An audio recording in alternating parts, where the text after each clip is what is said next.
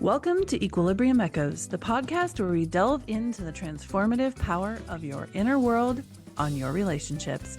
I'm your host, Alyssa Decker. Join me as we unlock the secrets of emotional equilibrium and dig deep into the tools and insights needed to foster healthier, more fulfilling relationships in ways that feel safe and authentic. Welcome back to Equilibrium Echoes. It is season 3. I'm your host, Alyssa Decker, and I'm here today with a very special guest that I'm very excited to talk to. Michelle Blais is an expert on anxiety in children. She's the founder of the Raising Resilience program and the owner of Michelle Mindset. Michelle, thank you so much for being here with us today. Thank you so much for having me. I'm very excited to be here. I'm really excited to dive into this topic today. We're going to be talking about building resilience in children and how anxiety and resilience, or lack thereof, are kind of intertwined. And when I talked to Michelle before this episode, before we recorded, we were talking about some really common everyday examples that I think pretty much every parent on here will be able to relate to, such as we're on our way out the door and someone can't find their shoes and all of a sudden the whole morning blows up, right?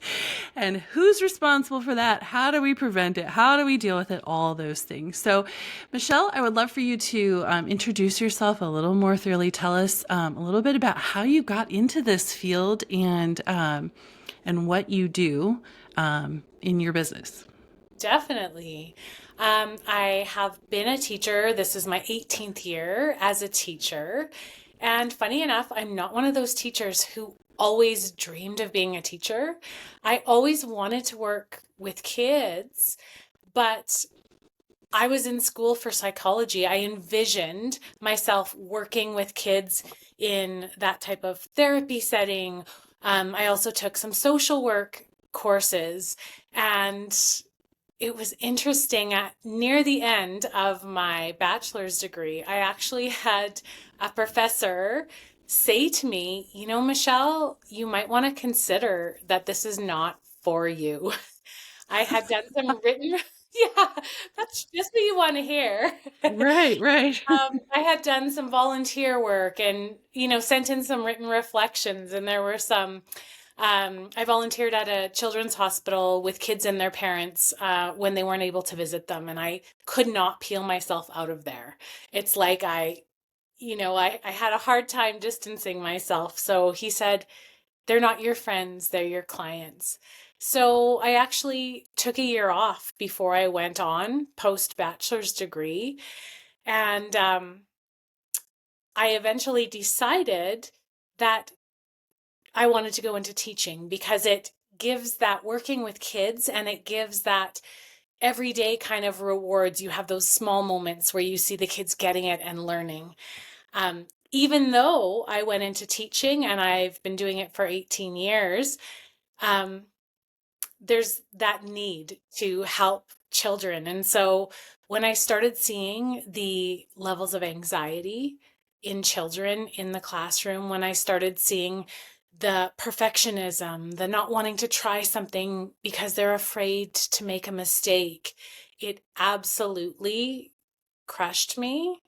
And I did all the research, I did all the courses learning about growth versus fixed mindset, then implementing all of the work from Carol Dweck and all of her research-based practices, and just made it my mission to help kids overcome this and build their confidence.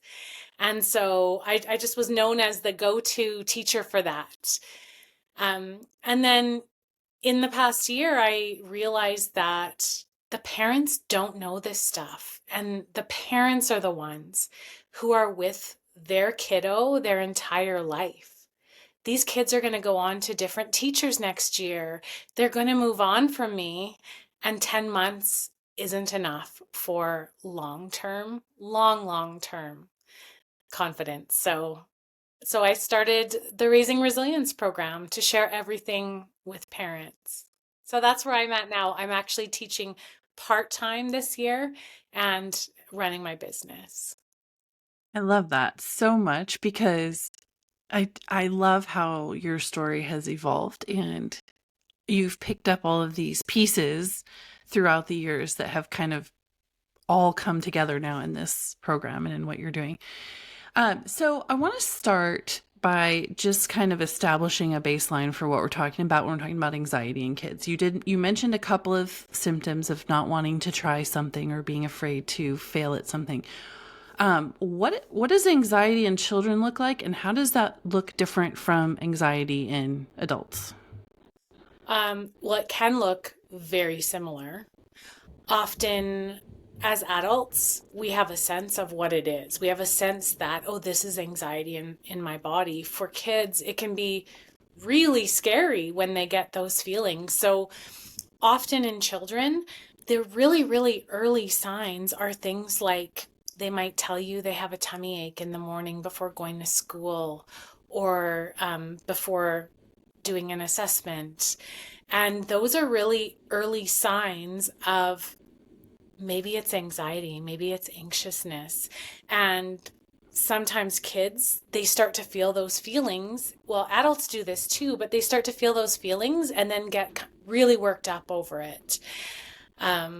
So it can prevent in similar ways, but also not always do parents recognize these subtle signs.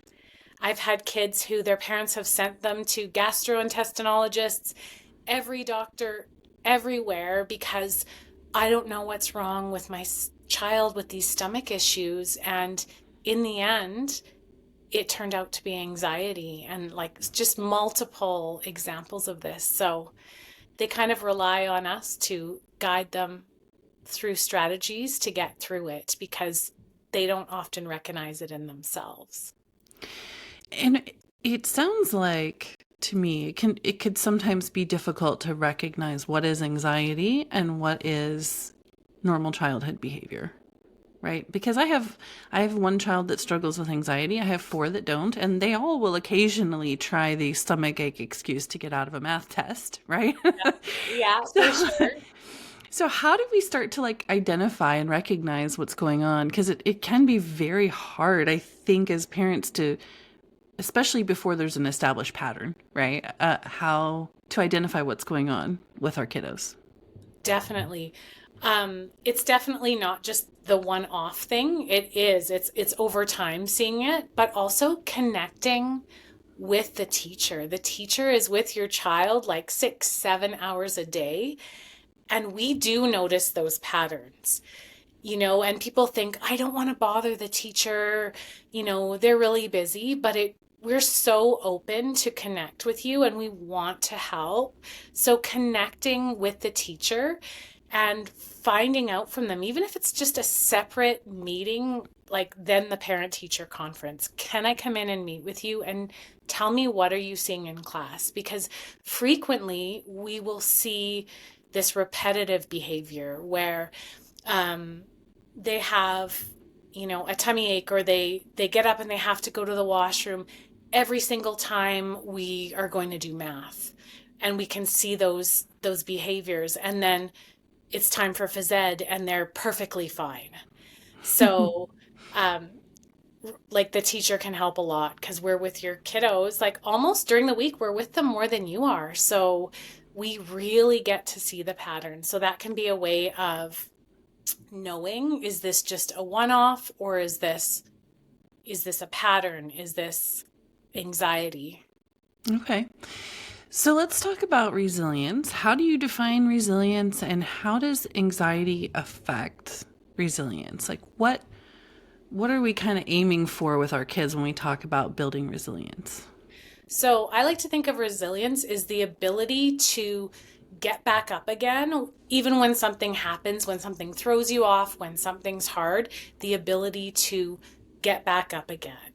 And this is such a crucial skill for children to develop because we all know as adults, we all know that life's tough and there's going to be things that are going to throw them off when they're adults, or like even still while they're kids. So for me, building resilience is the opposite of trying to protect them from everything. We think we're giving them so much love and caring for them by not ever letting them feel those uncomfortable feelings or getting in those situations that are hard. We want to rescue them. However, people don't build resilience. They don't build resilience if they never have to overcome anything. Yeah. So it's so important to flip that script and know that loving them is giving them these safe, guided opportunities to do things outside of their comfort zone and to try these hard things. Hmm. Yes. So, how does anxiety affect resilience? What does that interaction look like? How does this look different in a child who's dealing with anxiety? Definitely. And sometimes it's not children that deal with anxiety as well. It's, it could just be just their mindset is more fixed as well. But children with anxiety, often very they have a lot of worries. So they might not even just look at something and not even want to try it, just get instantly overwhelmed by it. And so it's not giving them permission to not do it, but it's supporting them in slowly diving into things that are scary and then allowing them to see, wow, you're okay. You did that. And Yes. every single one of those little moments you can use later, the next time something's hard. Remember the time that you were really afraid to go to even just social situations, to go to that birthday party, and then you had the best time. Hmm. Yes. We do. We have to do that all the time as adults, don't we? Like, and Definitely. I think, like you said, there is this tendency to try to protect our children from having to deal with that because we feel like we're doing them a favor. We're doing something good for them. But it really can play out exactly the opposite over the long run. So let's talk about some everyday examples and strategies. I know I mentioned earlier that example of like you're just about to leave the house in the morning and all of a sudden everything blows up and you're kind of looking around as the parent going, "What happened? Like we were just about out the door."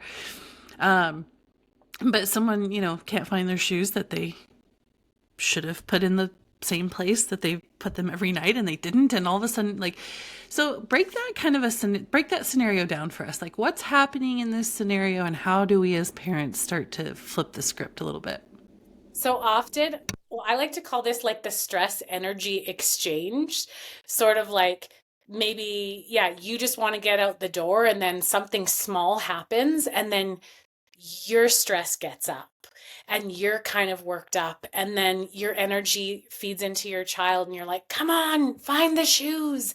And your energy's like feeding into them and back and forth. And like, it's not a coincidence that, when you wake up late and you're having the worst day and you feel stressed, like, do you ever think to yourself, like, why today? Like, I'm having a bad day already. Why is today the day that my kids decide to fully act up? Oh, And yeah. part of it is us. I Mm. know as a teacher, I kid you not, for like 17 years of report card season, every year, the week report cards are due. Teachers are like in the staff room and they're like, what is up with my students? Oh my gosh, they're so off. Like, what's going on? The behaviors are through the roof. The office is full, with issues going on. And every year I say, guys, this is not a coincidence. Like, it's us. Like, it's me. I'm the problem. It's me. Right? It's like we're tired. We worked late last night. We're stressed. We have deadlines and we come in with that energy and then they feed off of it.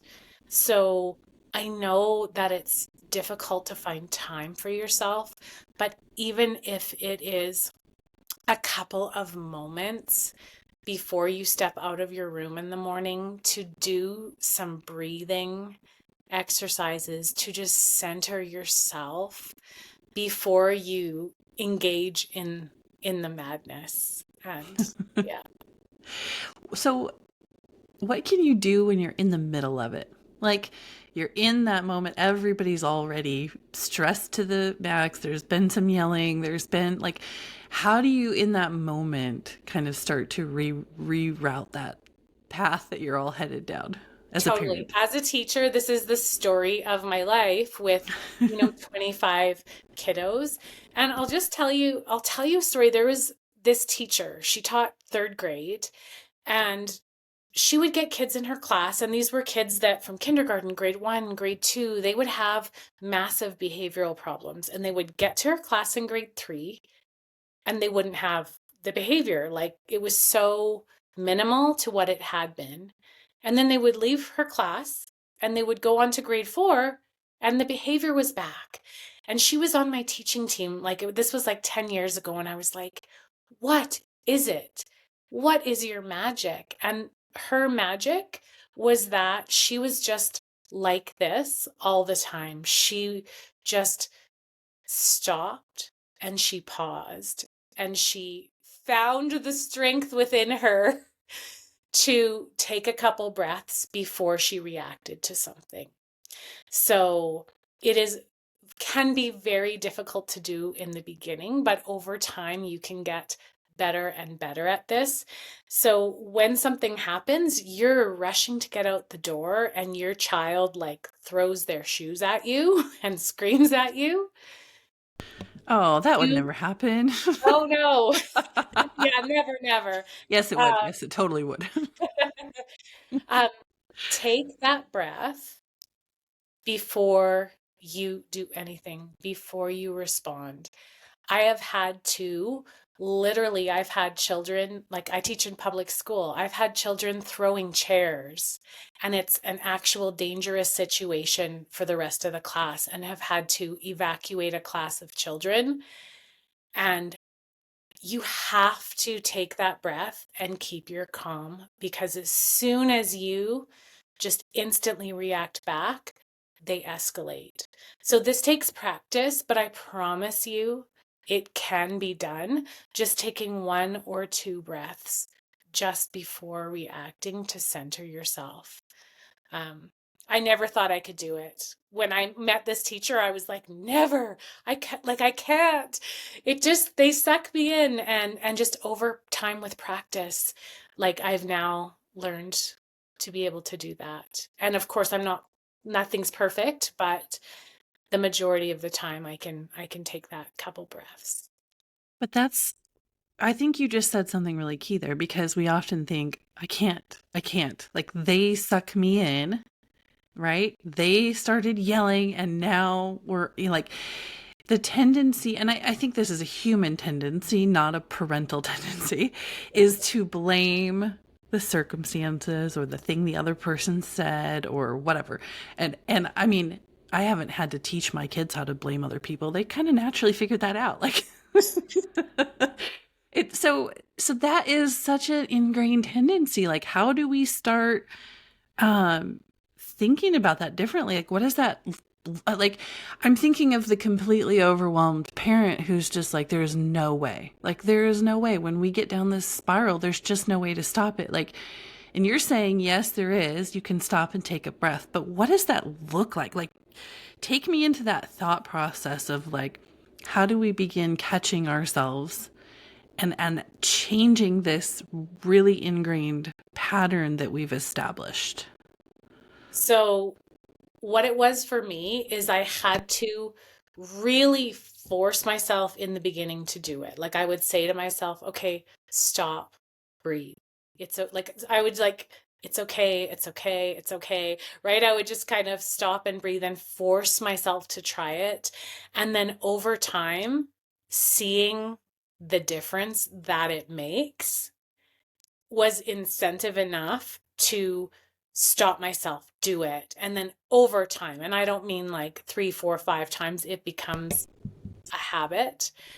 But I've just lived many years of teaching where you get into that energy struggle, and pretty soon, like, like the whole school could be in lockdown from this child who has escalated so much, versus you take your step back and the child is able to potentially calm down significantly because there's not that exchange. So it is not easy, but when you do it and you start seeing the difference, like I promise you that the forcing yourself to do it and like getting it wrong and then trying again and then just getting it wrong, it is worth it once you start to see that the results are different and the rest of your day is better because you didn't engage. And that does not mean that that child doesn't need a consequence, but now is in the moment is not the time to get into it with them. Mm-hmm. So once they're calm, once they're regulated, say, hey, you know what happened earlier? That wasn't okay. Um, because they're not going to be in a place to receive it otherwise, and it will escalate. So, what I hear you saying is it's not too late, even if you're in the middle of that scenario and you catch yourself. Like, you don't have to necessarily, this works even if you don't do it, catch yourself right at the beginning. It works in the middle of it, or, like at whatever point you realize I'm engaging in this, I'm feeding this cycle, you can take action even if you haven't caught it right at the beginning. Is Definitely. that And like of course the earlier is better, but we are all human. Like I'm not going to sit here and say I've never, reacted to, a child in my class doing something because I have, but it's just celebrating like the earlier you catch it and then oh a little bit earlier and then that one was rough, but just coming back to it. And don't try to like be the whole practice makes perfect thing. I ban that from kids' vocabulary. I say practice makes progress, right? mm, So like yeah. keep at it. And I think we've kind of set ourselves up here perfectly for this to talk more about resilience, because I feel like that practicing that we've just been talking about as parents is probably also a lot of the strategy for helping build resilience in our kids, isn't it? Definitely.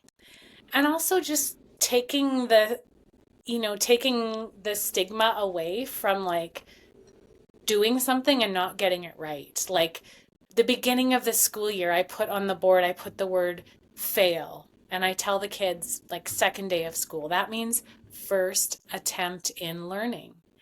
And I want all of you to fail a ton this year. And I'm going to fail a ton. And that's just part of the process.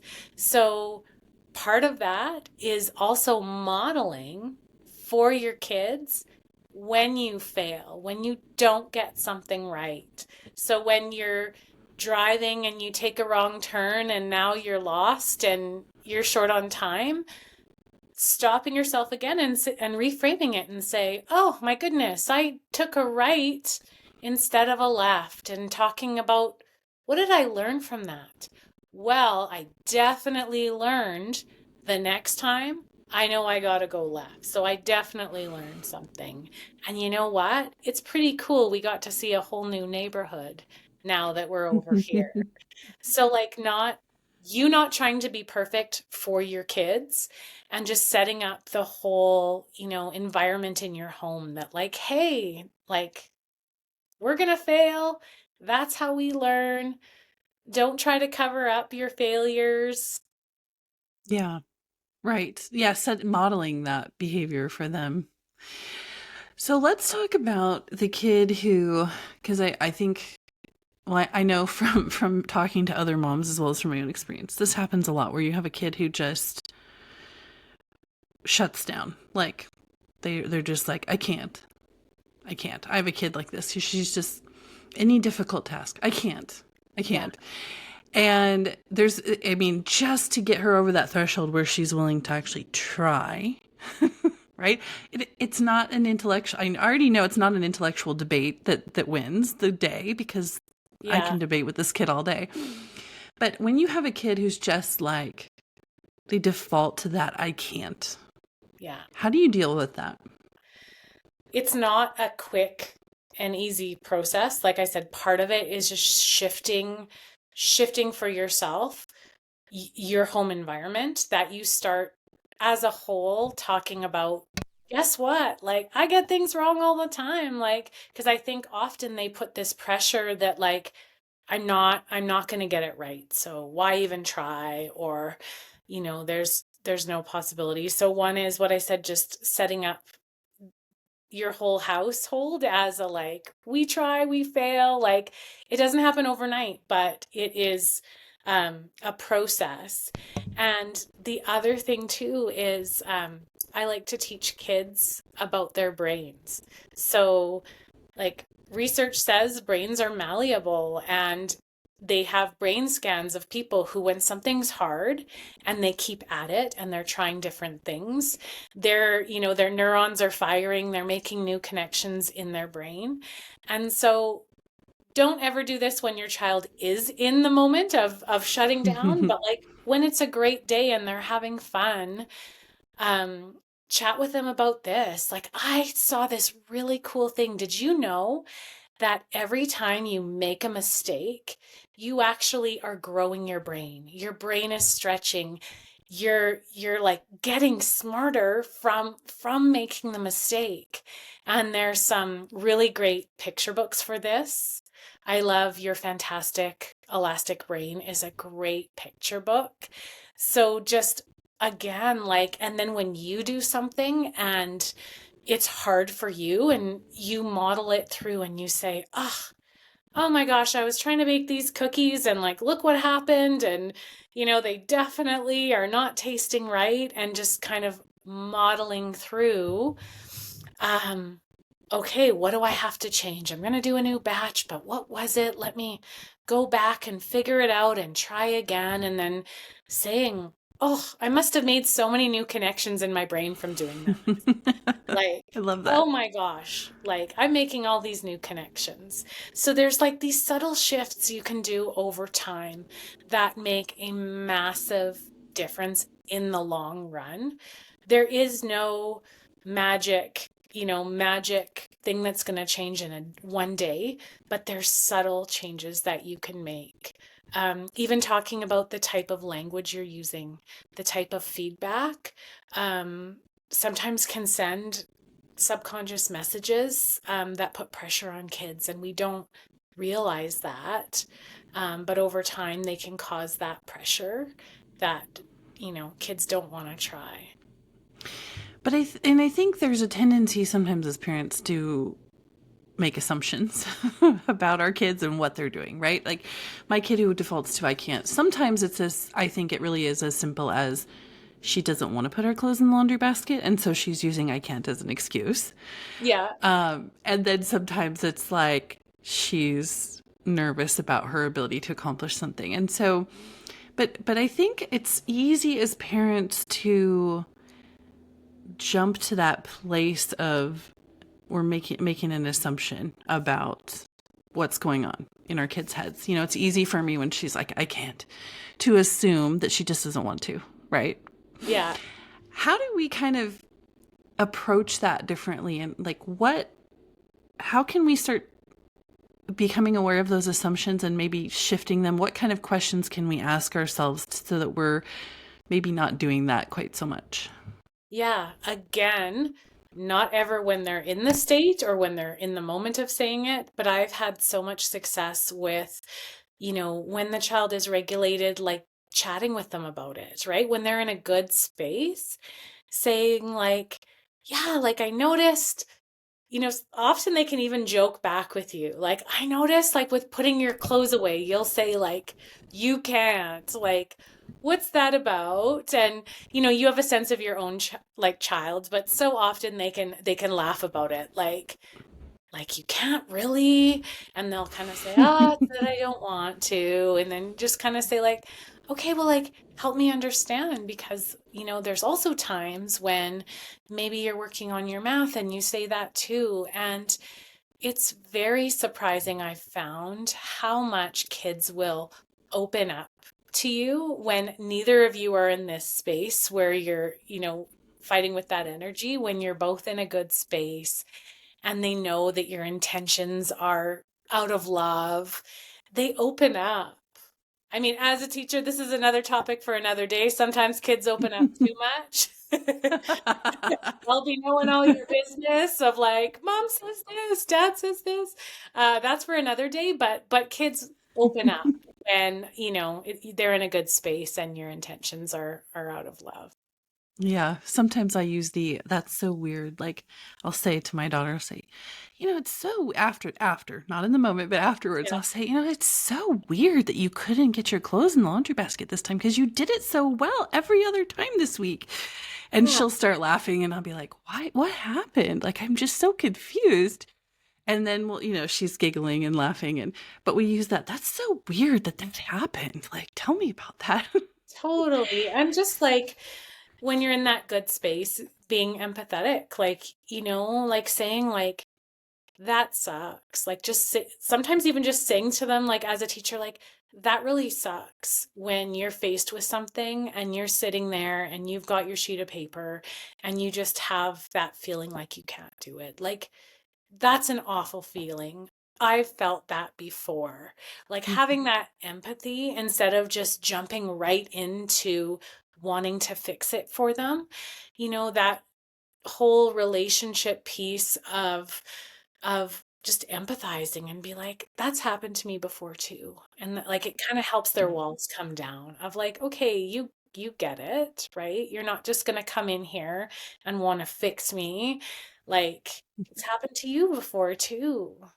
Like Yeah. I think so often we want to seem perfect, the perfect parent and like I don't have any troubles and we've got it all together. And it doesn't always help, right? Just being vulnerable. I've Yeah. got stories of like mistakes I've made. I could tell you where I like told the whole class the mistake I made and they were like, what? Right? But it builds that, it builds that trust and that relationship and Right. the Right. expectation of like, I'm not perfect, so I would never expect you to be. Right. Yes, none of us are perfect. And I think there is no such thing as a perfect parent. In some respects, the better parents are the ones that acknowledge those imperfections and normalize that because we're all there, right? So where does anxiety in children come from? And I ask this from the perspective of I think sometimes as parents we are reluctant to look at or address the fact that our kids might be dealing with anxiety because we feel like that in automatically means that they've experienced some kind of trauma or we have failed them in some way or whatever. Like we have all of these, I think, fears, or again, it plays on our own insecurities sometimes as parents. Um, so what are the roots of trauma and how much of that as parents do we really need to feel responsible for and how much of it is just well we're here, let's just it's much easier I think sometimes to deal with like my kid broke their leg or my kid has the flu because we don't feel personally responsible, right? But with anxiety I feel like we tend to take that on and make it our fault. And so talk about that a little bit. Totally. Now, I want to preface this with by no means like I am not a registered PhD psychologist. So, yes, I've taken psychology courses. I have a lot of experience. I've done all the workshops, everything like that. But as far as saying what are the roots of anxiety, um, I will just share some thoughts I have, but in no way am I saying that this is technically it because there's so many different roots of it, right? A lot like there's kids who there may be a history of anxiety in the family. Like there could be chemical stuff going on, right? It's not all what we do. Um, what I often find ways that parents can help it is by making small tweaks in their languaging. So I'd rather talk about what parents can do to help it, right? Um, so some of the things that we unintentionally may do is you may say, like, this was how I was parented. And my parents were great, are great people, but I was the firstborn child, it was like, you're so smart. They would pay me for my report cards. I'd get like $1 for every A, and they had the best, most loving intentions. That did create some pressure on me, which caused, some stress and some anxiety. So, small shifts that parents can make to help it, instead of focusing on you are smart as, an inherent trait in your child, talk about, you're a hard worker, or what? I saw that when you got stuck on that, you didn't give up. Even if it's those little ones, like even if, they do shut down, but say, I noticed when you were playing soccer and the other team got a goal, you didn't just go off to the side and give up the game. Like you kept playing, you kept doing your best and catching the process versus labeling them. Because when somebody's labeled as I am smart, or even I am a great athlete, there's something in them sometimes who wants to protect that image. And like, if I am smart and I do something and I can't do it, what does that say about me? So these gentle shifts that parents can make in their languaging, that really helps along the process. Um, Often I do think it's like developmentally too, right? Like babies are born, they don't have anxiety. Like they try to walk and they fall and they get back up. Like there's never been a baby who's just decided walking's too hard. I'm too scared to do it. I give up. But also developmentally, the older they get, they start to, um, realize that they start noticing their peers, and oh, my peers are noticing me. So they start looking outside themselves. So, um, I think some of it, just comes from exposure and things happening, and um like you said, you can't protect them in the home, right? Something happens at school where they have a negative experience with a child, or they get made fun of at school, and those things can impact them. So it's how can we do what we can at Mhm. home to support them, knowing that we can't control everything in their lives and everything that happens outside the home. Just do our best. And there are Mhm. some really great things that parents can do that are small and over time really help. I love that. So, okay, so let's boil it down to maybe your top two or three favorite tips for a parent who's kind of been listening to this and seeing some of these things going on with their kiddos. Like, give us a few bullet points. If you were going to give mom or dad some ideas, what are the top three things you would tell them to try? Yeah, I would say um, number one is start modeling your own failures when you don't get it right. When something's hard for you, talk through it in the way that you would want them to do it. Like, ugh, I'm stuck on this puzzle. Ugh, like I have this thought of I just want to just throw it, but like I'm not going to. And okay, I'm going to take a few breaths and talk through it. Okay, I'm going to see maybe what I missed. I might look for patterns. Oh, that's not working. So kind of just talking through your own stuff. Don't try to hide it. Set up that, you know, what we really want to do is we want to learn. So yeah, the number one would be modeling it. Sarah Blakely, she's the founder of Spanx. She's very, very successful. She said that when she was a kid, her dad at the end of every day, that he wouldn't say, how was school? He would say, what did you fail at today? And would celebrate it and say, that's great. You tried that.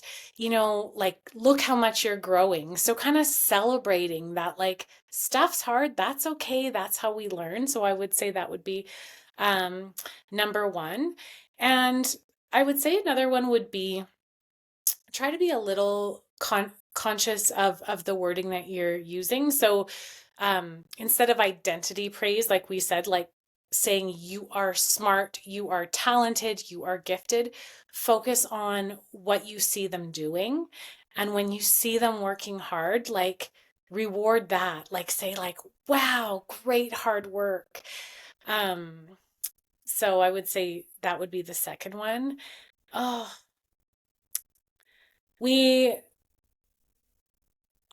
I would say really working on that piece of the whole stress energy thing too, right? I would say that um, really engaging with kids when they're anxious with a task and you're coming at them, you're really worked up, that can really feed into it. So that's probably the third is, do some of that regulation. In my Raising Resilience program, I have a whole model on self-regulation, both for adults and kids, right? Like do that breathing strategy, go for, a little walk around the living room or whatever you can do at your disposal to get yourself a little bit calmer.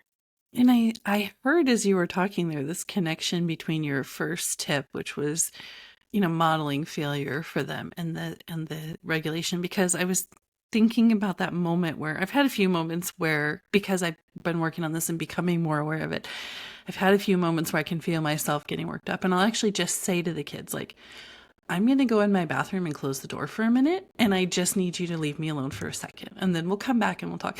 But instead of just doing it, I'm actually telling them what I'm doing and why I'm doing it. And it's that I heard you said those two different tips, and I thought those actually can work together really well. Like we can model for them, Totally. mommy And is getting really stressed out right now, and I'm just going to go and calm down for a minute or whatever, like whatever that yeah, looks like. But that it's that vulnerability with our kids. totally. And it can be so hard to do in the beginning, but you'll see how they respond to you, when you are being vulnerable. There's been so many times where like, like as a teacher, maybe I've used a tone because I was frustrated, and then I come back to the class and I'd say, you know what? Did you notice that like my voice kind of went from here up here? And you know what? It was because I was frustrated, and that happens to everyone. And so now that I'm calmer, I realize that, I probably could have, lowered my tone of voice with that and just, so they don't think there's something wrong with them, right? It's not like Right. there's something wrong with you that you're having, these blow ups and stuff and you're shutting down. It's like, no, it happens to everyone and I'm still working on it. And these are some things that I'm doing. And if you learn some of those strategies that work on yourself, like do them with your child when you're both in a good space, right? Mm-hmm. Yeah. I had a client, she has a 3-year-old, and like just young kids are so like they soak up everything. But he's 3 years old and she's been implementing these regulation, this breathing with him, just repeating it, right? As like something they do. And over time, he started doing it when he was worked up. And so she was home with him and she had to send him to preschool for the first time on his own, which is so difficult, harder probably on her. The teacher actually texted her and say, you know what? He got really worked up and started crying. And then he started doing this breathing and he brought himself back. He regulated himself.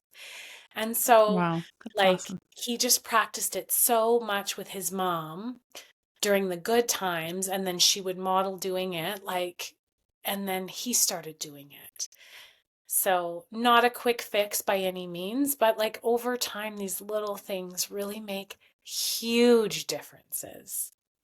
And those are skills that, I mean, that little boy is going to carry that into adulthood. Learning how, I mean, how many of us as adults still really don't understand how to regulate ourselves or our own Definitely. emotions? So that's such a valuable skill to give your Yeah. children. And coming from someone like like, as I said, well, I alluded to in that I did have some anxiety. And even into adulthood, I had perfectionism where as a teacher, I would be, oh, what our parents are going to think. So I would reread the report card comments this many times to make sure, they were just right.